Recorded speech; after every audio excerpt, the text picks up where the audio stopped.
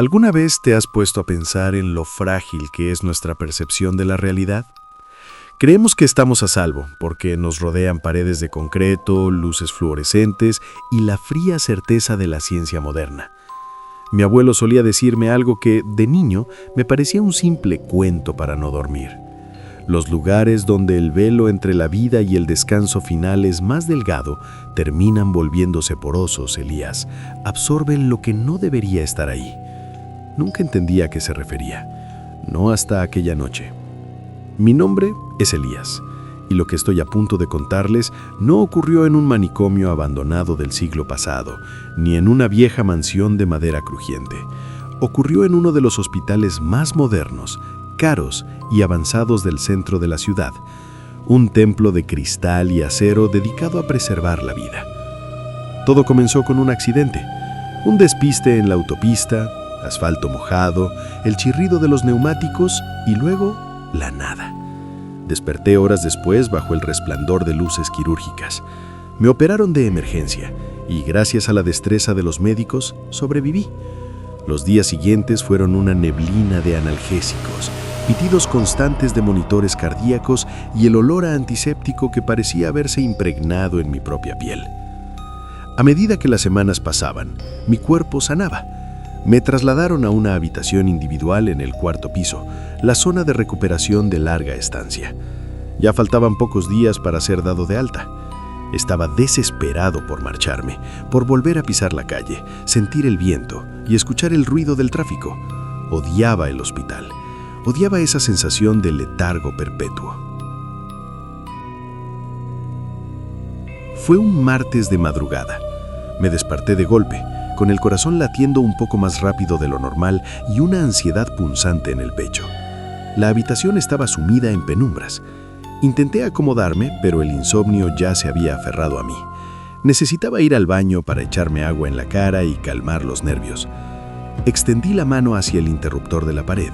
Lo presioné. Nada. Lo intenté de nuevo, pulsando el botón varias veces, pero la lámpara no respondió. Pensé que el foco se había fundido, así que me senté en el borde de la cama, arrastré los pies hasta encontrar mis pantuflas y caminé hacia el baño. Tampoco había luz allí. Me asomé al pasillo a través de la rendija de la puerta y noté algo inusual. El corredor, que normalmente estaba bañado en una luz blanca y estéril las 24 horas del día, estaba sumido en la oscuridad. Un corte de energía masivo. En un hospital de esa categoría, los generadores de emergencia deberían haber entrado en funcionamiento en cuestión de segundos, pero el silencio era absoluto.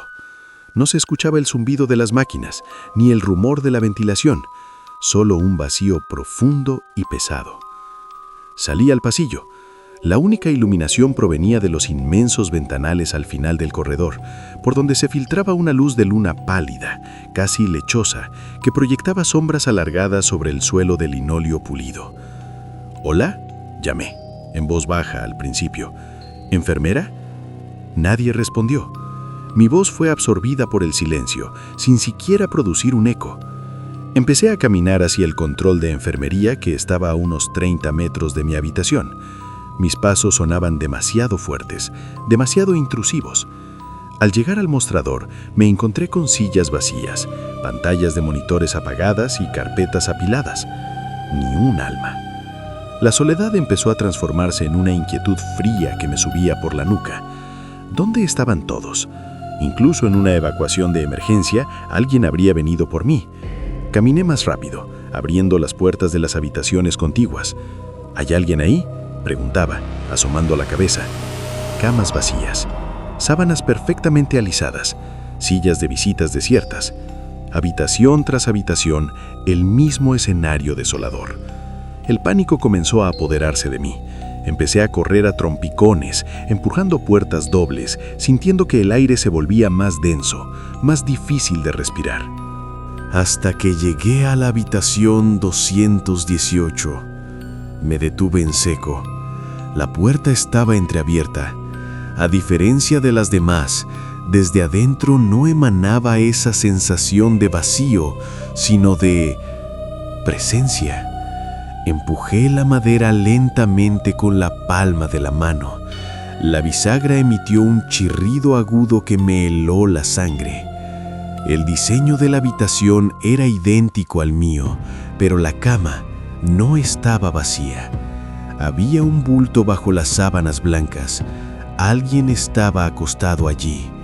Solté un suspiro de alivio, creyendo que por fin había encontrado a otro paciente, alguien con quien compartir la confusión. «Disculpe», dije en un susurro, acercándome a los pies de la cama. «¿Sabe qué está pasando? ¿Se ha ido la luz?» El bulto no se movió. Di unos pasos más, acercándome al costado de la camilla. El rayo de luna que entraba por la ventana caía directamente sobre la cabecera, iluminando la parte superior del lecho. Lo que vi me paralizó el corazón. No había piel, ni músculos, ni siquiera el rastro de un cuerpo marchito. Descansando sobre la inmaculada almohada blanca del hospital, había un cráneo humano, un esqueleto completo, grisáceo, cubierto de una fina capa de polvo que parecía tener siglos de antigüedad. Las cuencas vacías miraban hacia el techo oscuro. Mi cerebro, en un intento desesperado por mantener la cordura, trató de racionalizarlo. Es una broma. Es un modelo de anatomía que algún estudiante de medicina dejó aquí. Di un paso atrás, dispuesto a salir corriendo y no mirar atrás, cuando el sonido me ancló al suelo. Crack, crack. El sonido de hueso seco rozando contra la almohada. Lentamente, de una manera antinatural, el cráneo comenzó a girar sobre sus vértebras expuestas.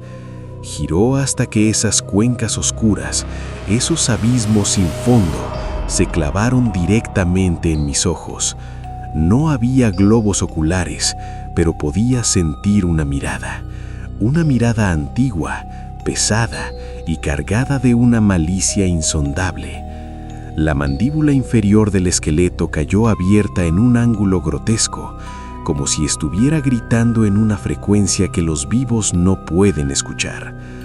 El grito que se ahogó en mi propia garganta finalmente estalló. Me di media vuelta y salí corriendo de la habitación 218, resbalando en el piso pulido. La adrenalina anuló cualquier dolor residual de mis heridas anteriores. Solo tenía un objetivo en mente: encontrar las escaleras de emergencia y salir de ese edificio maldito. Corrí por el pasillo central, guiándome por los letreros verdes fosforescentes de salida que aún brillaban tenuemente en la oscuridad. Giré a la derecha en la intersección donde debían estar las escaleras. Empujé la pesada puerta cortafuegos con el hombro, esperando encontrar los escalones de cemento. Pero en lugar de eso, me topé con otro pasillo, idéntico al anterior. Me quedé jadeando, parpadeando para aclarar mi visión.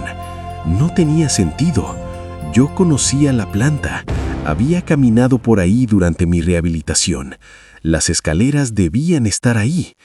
Desesperado, di media vuelta y corrí en la dirección opuesta buscando los ascensores principales. Al llegar al vestíbulo central, las puertas del ascensor estaban selladas y a su lado, donde debería haber estado la segunda vía de escape, había una pared lisa, blanca y estéril. Estaba atrapado en un bucle geométrico, en un laberinto de paredes idénticas y puertas numeradas. Di vueltas y vueltas, mi respiración se convertía en sollozos histéricos. Todo lucía exactamente igual, bañado por esa maldita y enfermiza luz de luna. Las sombras parecían alargarse, estirándose hacia mí como dedos deformes. Doblé una última esquina, convencido de que por fin había encontrado el ala oeste. Miré el número de la puerta más cercana. Había regresado exactamente al mismo punto. Mis rodillas temblaron. Me acerqué lentamente a la puerta, empujándola apenas unos milímetros. Miré hacia el interior de la cama. La cama estaba vacía. Las sábanas estaban revueltas, colgando por un lado, como si lo que sea que hubiera estado allí se acabara de levantar. El pánico absoluto me golpeó como un mazo. Si no estaba en la cama, ¿dónde estaba? El sonido de algo rozando el linóleo a mis espaldas me dio la respuesta. Me giré bruscamente y eché a correr hacia el fondo del pasillo central. Sin importarme a dónde iba, solo quería alejarme de esa puerta. Pero a los pocos metros, mis pies se clavaron en el suelo. Tuve que frenar de golpe, derrapando con las pantuflas, porque el corredor ya no estaba vacío. A unos 20 metros por delante, bloqueando todo el ancho del pasillo, había una multitud de siluetas proyectadas a contraluz. Decenas de ellas. Al principio pensé que eran los pacientes que habían regresado, pero a medida que mis ojos se adaptaban, la luz lunar reveló la terrible realidad. Era una horda de esqueletos. Docenas de ellos. Algunos vestían jirones de batas de hospital antiguas, grises y podridas. Otros estaban completamente desnudos, mostrando clavículas astilladas y costillas hundidas. No corrían, caminaban hacia mí con una lentitud sincronizada y perturbadora. Cada paso que daban producía un castañeteo horrendo, el sonido de falanges y metatarsos golpeando el suelo limpio. Tac, clac, clac. Giré sobre mis talones, aterrorizado, dispuesto a huir en la dirección contraria. Pero al mirar hacia atrás, mi sangre se congeló por completo. De la oscuridad del otro extremo del pasillo emergía otra horda. Cientos de cuencas vacías me observaban. La misma marcha lenta, el mismo sonido enloquecedor de huesos frotándose entre sí. Estaban cerrando el cerco, me habían acorralado. Me quedé pegado a la pared, abrazándome a mí mismo. El aire se volvió gélido, tanto que podía ver el vapor de mi propia respiración. El olor a antiséptico fue reemplazado por un hedor a tierra húmeda, a cripta cerrada y a polvo antiguo. Estaban cada vez más cerca, a 10 metros, a 5. Podía ver las fisuras en sus cráneos, la forma en que sus mandíbulas castañeteaban al unísono, como si estuvieran saboreando mi terror. Uno de ellos, el más alto, levantó un brazo huesudo y apuntó directamente hacia mi pecho con un dedo afilado. No iba a dejar que me tocaran. Si caía en sus manos, sabía instintivamente que no iba a morir. Me iban a arrastrar a ese lugar donde ellos residían, a ese limbo estéril y eterno. Mi mirada se cruzó con el enorme ventanal del final de un pasillo lateral, el único espacio libre. Estaba en un cuarto piso.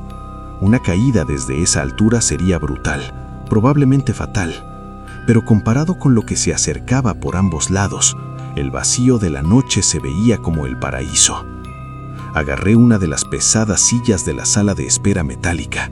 Con una fuerza que no sabía que tenía, la levanté por encima de mi cabeza y con un grito desgarrador la arrojé contra el cristal reforzado. El panel estalló en 1000 pedazos, creando una lluvia de diamantes bajo la luna. No lo pensé ni un segundo. Antes de que los primeros dedos de hueso pudieran rozar mi bata, tomé impulso y salté al vacío. El viento rugió en mis oídos. El asfalto del estacionamiento subía hacia mí con una velocidad vertiginosa. Cerré los ojos. El impacto fue una explosión de dolor absoluto que apagó el mundo entero. Pit, pit, pit. Luz. Demasiada luz blanca quemando mis párpados. Desperté sobresaltado, intentando sentarme de golpe, pero algo me detuvo. Un dolor agónico, como fuego líquido, me atravesó las piernas y el costado derecho. Intenté levantar las manos, pero no pude. Estaban atadas. Mis muñecas estaban sujetas a las barandillas de metal de la cama con correas gruesas de lero.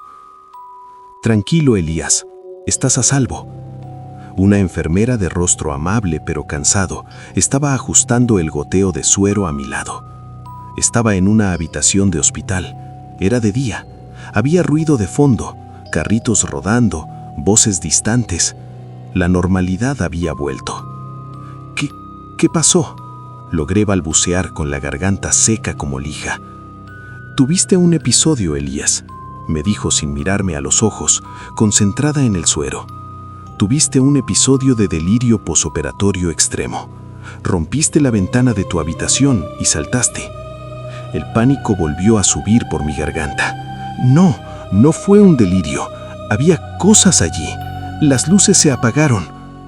«Las luces no han fallado en este hospital en 5 años», me interrumpió la enfermera con voz firme pero condescendiente. «Tienes suerte de estar vivo. Aterrizaste sobre un toldo del primer piso, pero te has roto ambos fémures, varias costillas y tienes una conmoción severa».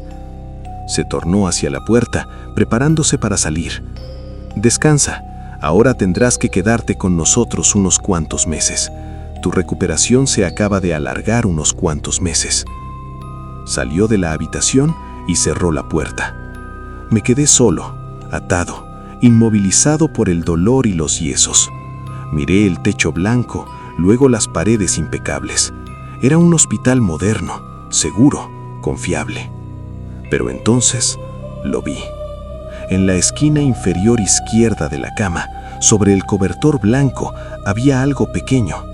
Alcé el cuello todo lo que pude, ignorando el dolor agudo en las costillas. Allí, reposando sobre la tela impecable, había una pequeña falange amarillenta, un hueso de dedo humano cubierto por una fina capa de polvo antiguo.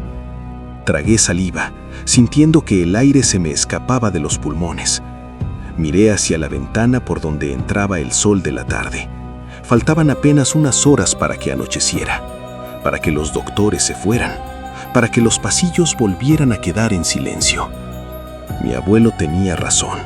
Este lugar es poroso y ahora estoy maniatado, roto y esperando, sabiendo que cuando la noche caiga y las luces decidan volver a apagarse, no podré correr.